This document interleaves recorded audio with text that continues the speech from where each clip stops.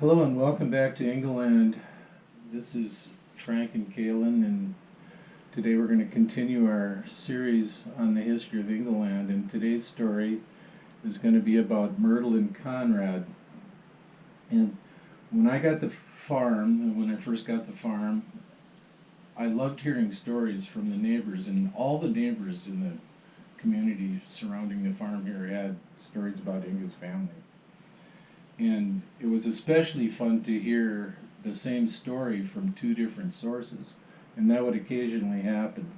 But there was one story that ran a common thread through everybody. Everybody knew the story, and they all could recite the story, and it was the story of Conrad and Myrtle. And so a little backstory on Conrad. He was the oldest son, born in 1895. And he lived on the farm his whole life, was born in the farmhouse and died in the farmhouse. And somewhere after, in the late 20s, after Hans, the father, and his wife had both passed away. Hans died in 1922, and Ingeborg must not have lived too much longer. But somewhere right before 1930, the farm was split up between the kids. And Conrad chose the front west 10 acres, and Inga and Sarah and Martina got the east 30 acres, which is what I own today. I didn't get the front 10 acres when I bought the farm. But anyway, Conrad had a little house up there, and somewhere in the 20s, he somehow got wind of a story of a woman that was in Lake Park at the railroad station who had been a mail order bride, and a farmer in the area had sent for her, and he was probably a farmer not that much different than Conrad, had sent for Myrtle and from somewhere in Europe.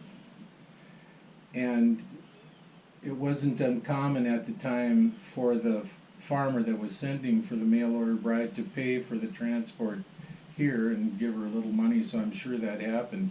So Myrtle had to have come from somewhere in Europe on a boat and then taken a series of trains from the east coast of the United States to get to Lake Park, Minnesota.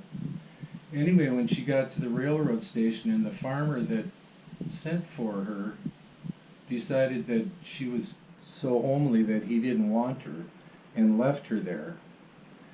Anyway, Conrad somehow got wind of this story, and he went and got Myrtle and eventually married her. And they lived in a little house up on that west 10 acres of the farm, and the house couldn't have been any more than maybe 16 by 20. It might not even been that big. And Inga had a name for the house that had a real nice ring to it in Norwegian, but it translated in English to Little House in the Wildwoods, and that's what she called Conrad's house up there. But another story that I always heard about Myrtle and Conrad was that Myrtle always wore a camera around her neck, and it was like a Instamatic inexpensive camera, and she would wear it on a necklace hanging around her neck, and it never had any film in it. And for years I wondered, why would anybody do that?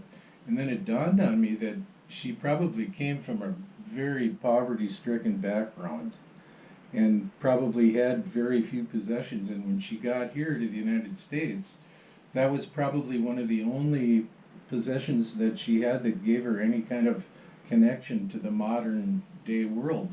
And so she was real proud of having this possession, even though it never had any film in it and wasn't usable. But